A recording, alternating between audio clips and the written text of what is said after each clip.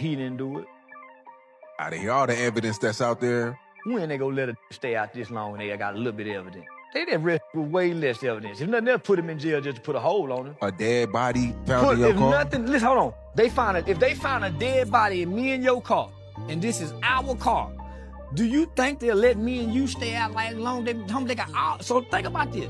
If they got all this information on him, dating a minor, an underage kid, and she look like a white girl, mixed girl, what do they let just stay free like this?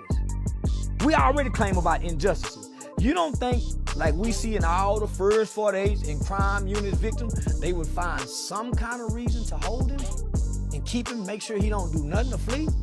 So right now, a lot of people online are starting to question everything. Could David actually be innocent? New evidence is surfacing, and the timeline that's being pieced together is starting to look very different. The picture that once seemed so clear is now raising doubts. Let's break it down. Remember that TMZ clip that's been circulating? Well, Harvey Levin himself, the founder of TMZ, spoke out about this case. And that's huge because TMZ has been following the story from the very beginning, reporting details that no one else seemed to have at the time. They've been dropping bits of inside information from their sources, and now it looks like they might have something that could actually support David's side of the story. When Harvey Levin himself starts suggesting there could be more to this, that David might not be guilty, it makes people stop and think. That's not just any outlet talking. That's TMZ, the same platform that's broken some of the biggest stories in celebrity history. Okay, I want to open a can of worms here. There is an impound report that shows that the car that had Celeste's body in it, that was parked on Doheny Drive, was first ticketed for being there. It was there since August 26th, when it was first ticketed. And if it was ticketed, it must have been there even before that. It seems like that car was parked on that street for 2 weeks. How is that car sitting there for 2 weeks? Was it sitting there with a body for 2 weeks? David left for tour August 5th. So let me just make an argument to you.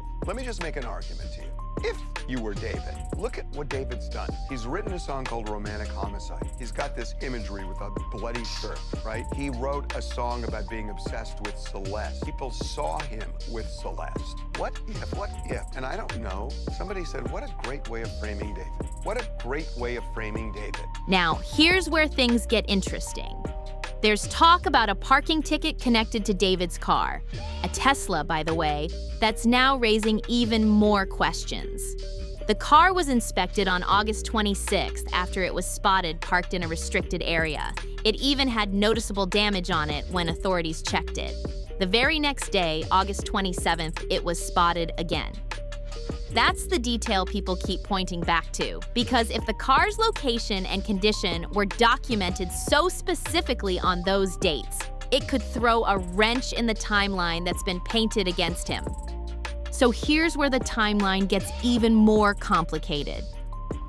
That car we were just talking about, it wasn't just ticketed once.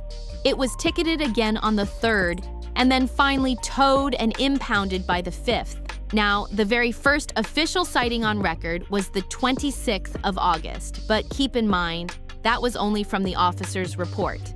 That means the Tesla could have been sitting there even earlier, maybe as far back as the 23rd, 24th, or 25th. Most people lean toward the 24th or 25th because the timing lines up in a way that makes sense. Now here's the twist. David officially left for his US tour on August 5th. That's when the shows kicked off, and he didn't come back until around the time the girl was identified, roughly the 13th or 14th of the month, depending on which report you look at. So on paper, he was away for basically the whole stretch of August. But, and this is a huge but, that doesn't automatically clear him. Because if you actually look at his tour schedule, the timeline leaves some room for suspicion. To spend the rest of his life in a prison. Maybe he did do it and wants to be caught. Again, we don't know. I just said, maybe that's it. Yeah. I'm not saying he did or didn't do it. All I'm saying is, we're all coming up with theories. Yeah. And yeah, one is he did, but there's another that he didn't. Boy, you want to frame somebody? Yep. Boom. Put it in the car. Boom. And also, the car was moved. as well, right? Am I getting that right? Well, While we don't he know was on where tour. we don't know where it was between August 5th and around August 26th, because August 26th was when they found it when they ticketed it on the street. Again, it may have been there days before, but I know that street because I lived on that street, and they have street cleaning once a week, and they ticket you if you keep your car there. He had a show in Philadelphia on the 22nd, followed by Silver Spring on the 23rd. Then there's a noticeable 3-day gap before the next scheduled show in Cleveland. And those empty days are where things get murky. Think about it. He could have wrapped up the Silver Spring performance, hopped on a flight back to Los Angeles, and been at his house on the 24th and 25th. That window is critical because it lines up perfectly with when people believe the crime could have taken place. Then, by the 25th or morning of the 26th, he could have flown right back out to Cleveland without raising suspicion. That gap in the schedule is exactly why people argue it's still possible David was involved. Those dates match too closely with the period when the car was spotted, ticketed, and eventually impounded. Now here's where things get even stranger. Some people argue that if David really did commit this crime, it must have happened just a day or two before the car was officially cited. But then there's this detail. The caller who reported the car only mentioned a large dent in the back. No mention of any smell or anything else unusual, and that part has people scratching their heads. Another big talking point? The Tesla itself. Yes, Teslas come with cameras, but the way they actually record is a lot more limited than people think. You don't get continuous recording unless you've got a USB device connected and the settings turned on. Some fans assumed investigators would just pull endless video from the car, but that's not how it works. Storing constant footage would require massive amounts of memory, and even cloud storage would be insanely expensive. So the odds of there being a clear recording covering that time frame? Slim to none. And then there's the online chatter. When a TMZ clip landed on Reddit, the comment section lit up with debates. One person wrote, "For him to say he could have been framed and not that he got someone to do it is crazy." Others pointed out that even outside of the murder allegations, David's past behavior raises serious concerns. One comment bluntly stated, "Don't care if he did it or not." He was still dating a 13-year-old girl. That alone, they argued, should have brought consequences. That's where the controversy deepens. Even if someone tried to defend him by saying she misrepresented her age, people pointed out that he clearly found out the truth later, and he was still seen publicly with her long after. Someone actually asked me, why has it not been ruled as a homicide yet? So I'm gonna go into that. So I'm gonna try to keep certain words out just for the sake of TikTok like banning me or flagging me. But manner of death is categories of death. So you have accidental, homicide, natural, undetermined, etc. And your cause of death is exactly what caused your death. So if it was an accidental death, it could have been a car accident. If it was a natural death, it could have been cancer. And in this case, she went down as undetermined because her body is too far in the decomposition process to know exactly what caused her death. For many, that's more than enough to demand accountability, whether or not he's tied to the murder. And when it comes to the music, it only makes things look worse. His lyrics and videos have repeatedly touched on dark, obsessive themes. Songs like Romantic Homicide make people wonder if he was hinting at something darker or if it's just eerie coincidence. Either way, fans can't ignore how closely his art mirrors the narrative now unfolding in real life. The story takes an even darker turn when you line up the details. We're talking about a girl found dead in the trunk of a car, something straight out of a crime drama, but this is real life. And here's the part that shocked people the most. Within the LA music scene, David and Celeste weren't some secret fling. Multiple sources told TMZ that everyone who partied and hung out in those circles assumed they were a couple. To them, she was his girlfriend. When the news broke that Celeste was actually just 14, those same friends were stunned. According to what TMZ reported, some even believed she was a student at USC. In fact, they thought she was around 19 because that's how she presented herself. That's why this whole thing is so messy, On one hand, it looked like a normal relationship in the eyes of insiders, but on the other, it's a disturbing revelation once her real age came out. So here's the chilling picture. People in the industry had already seen them out together at parties and private hangouts, acting like any boyfriend and girlfriend would. Then, fast forward, and she ends up dead in the trunk of his car. If you connect those dots, it screams obvious guilt. That's exactly why Harvey Levin from TMZ floated the idea that maybe David was framed, because he's the perfect target. He already had all the controversy around him. His relationship was questionable, and he was openly obsessed with this girl in his music. It's the type of setup that practically writes itself.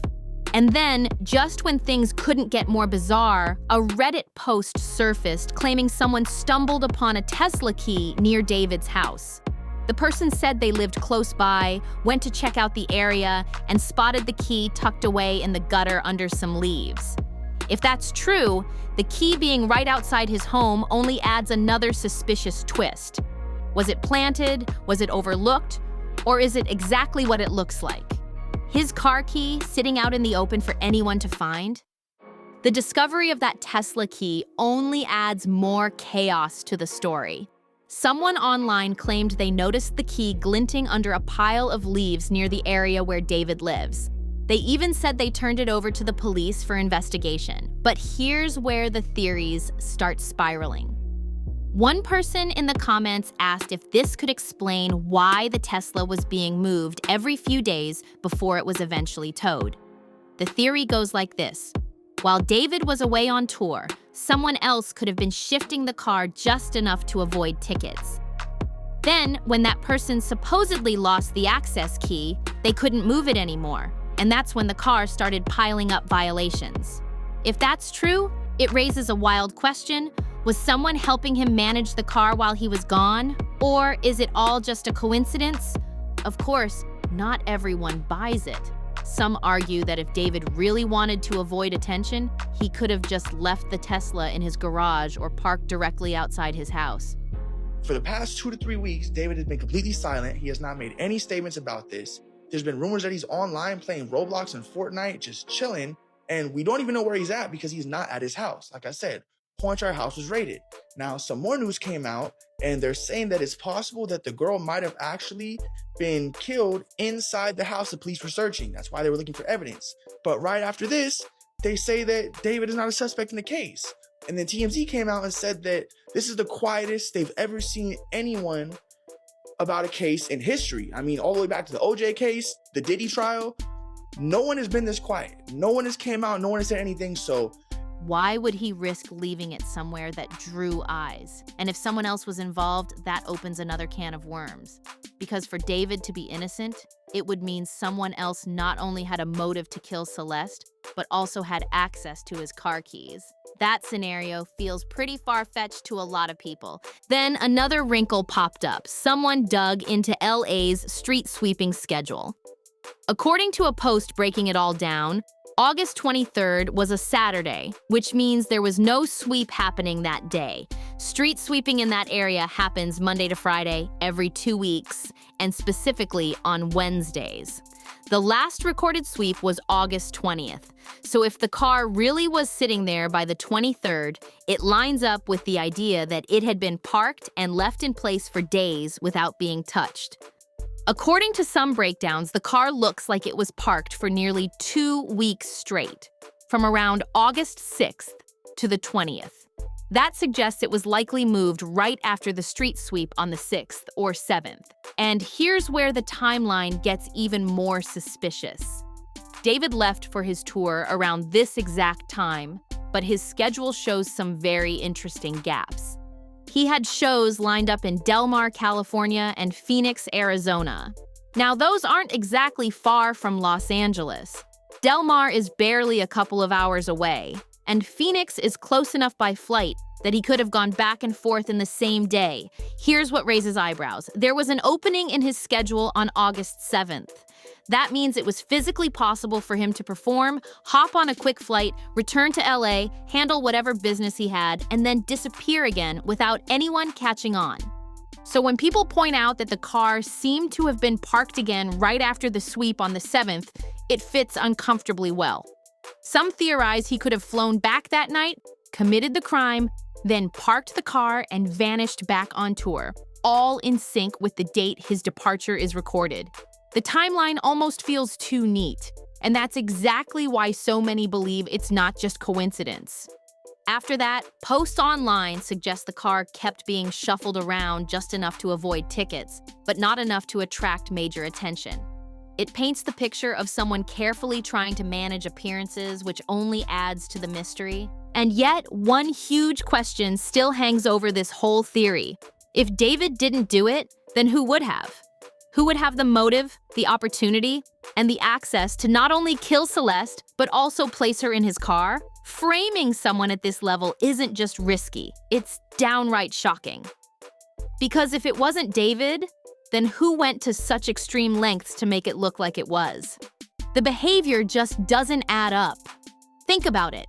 While this horrific discovery was being made, David was still out on stage, throwing merch into the crowd, performing like nothing in the world had changed. If you suddenly learned your girlfriend had been found dead inside the trunk of your own car, wouldn't you be shaken?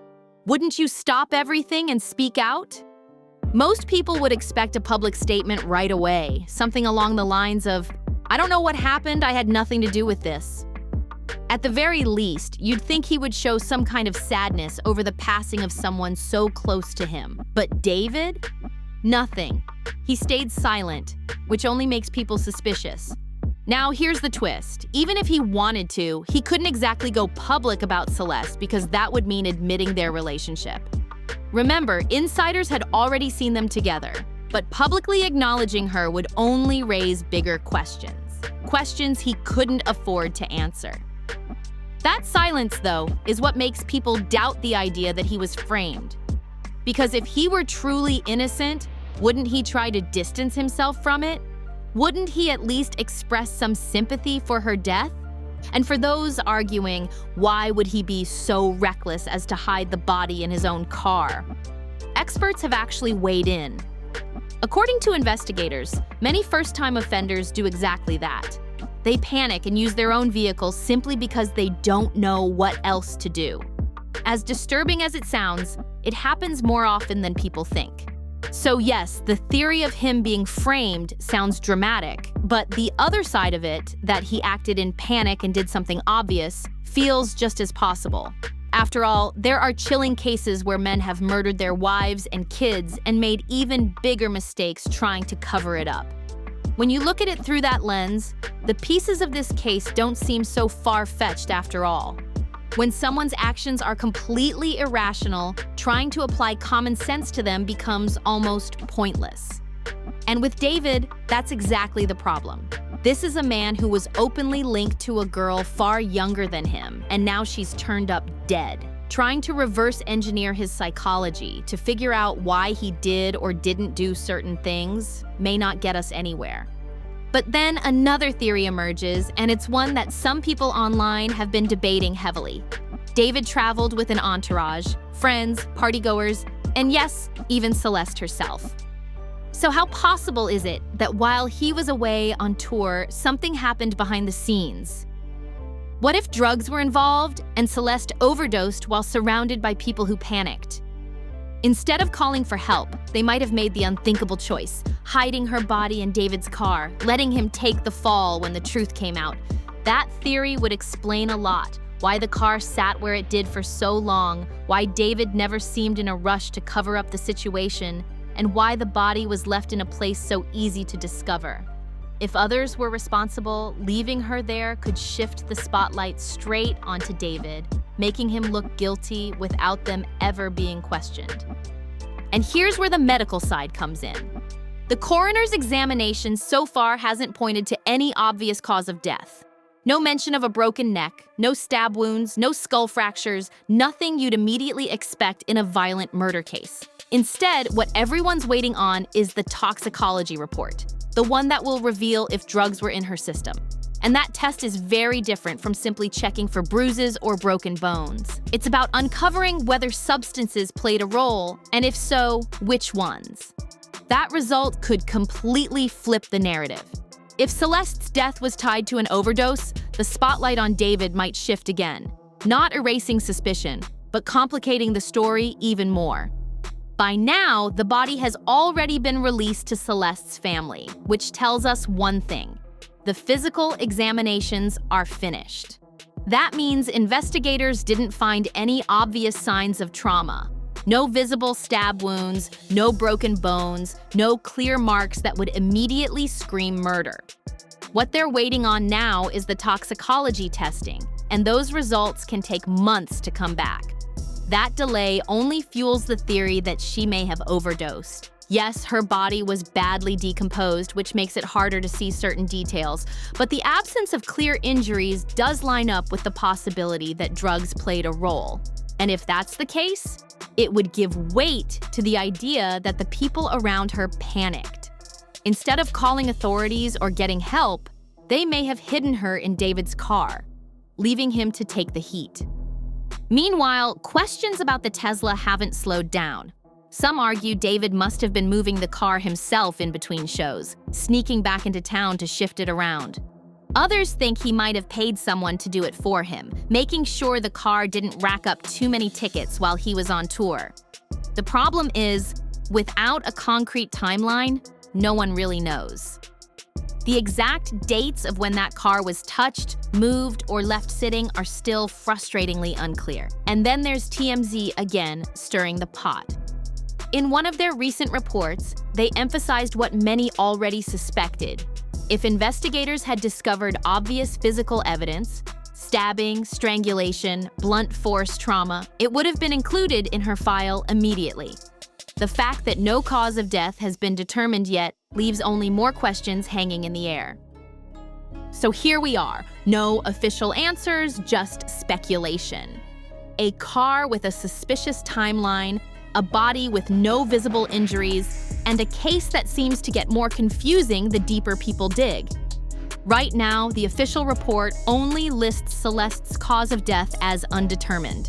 That means no stab wounds, no obvious organ damage, nothing to point toward a clear act of violence. Some people believe whoever left her in that trunk got extremely lucky. By the time she was discovered, the body was so decomposed that crucial details may have been lost forever. And with that, the only real hope left is the toxicology report. That test could reveal whether she overdosed or at least provide some answers about what was in her system before she died. But until then, investigators don't have much to go on. As one commenter pointed out, it's all going to come down to outside evidence, CCTV footage, phone records, maybe even something connected to the Tesla itself, because her body hasn't given them the answers they need. And here's the shocking part. Some people are now saying David might not even face the punishment everyone first expected. When the story first broke, many assumed it was a straight path to a life sentence, maybe even worse. But the more information comes out, the more it looks like he could slip through the cracks. Without a time of death, without proof he was even in the city when it happened, the case feels weaker than anyone thought possible. That's why some now believe he could walk away with only a few years behind bars, if that. And notice, there's still been no arrest, and authorities haven't even officially called this a murder investigation. For something this serious, that silence says a lot. Whether it's lack of evidence or something deeper behind the scenes, this case is far from straightforward. David being on tour might actually work in his favor, at least from a legal standpoint. His lawyers can easily argue that the timeline makes it hard to pin the crime on him directly. And if the toxicology report leans toward an overdose, that alone could take a murder charge off the table. So what would be left? Some speculate he might only face lesser charges, things like mishandling a corpse. Others argue there could be grounds for kidnapping, depending on what comes out about her being with him. But even that's complicated. Some insiders believe her family may have been aware she was spending time with him. And if money exchanged hands, that could open the door to a completely different set of charges, though proving it would be difficult. There's also the issue of evidence, or rather, the lack of it. Prosecutors would need hard proof of what actually happened between David and Celeste, and right now, that's thin. Unless investigators uncover a weapon directly linking him to the crime, the murder charge feels shaky. Think about it. His house has already been searched top to bottom. If there were a knife with traces of blood, an object with DNA, or anything else tying him directly to her death, they wouldn't have hesitated to arrest him. Instead, what do we have? A body found in the trunk of his car, but no murder weapon, no clear cause of death, and no definitive timeline. For something this serious, that's a huge gap. It's why so many people believe authorities are holding back, waiting for something undeniable before they move in. Because right now, the evidence looks damning, but it's not airtight. At this point, all we know is that investigators are still digging. They're checking David's devices, running DNA tests, and waiting on that toxicology report to come back. But until the results drop, everything is speculation. Did David actually do it, or could he really be innocent? The truth might shock everyone once it finally comes out. So now I want to hear from you. What do you think? Is this the downfall of a rising star, or is he being set up in the most twisted way possible? Drop your thoughts in the comments, hit that like button, share this video, and don't forget to subscribe so you don't miss any of the updates. And stick around, because the next video on your screen has even more jaw-dropping celebrity drama that you won't want to miss. See you in the next one.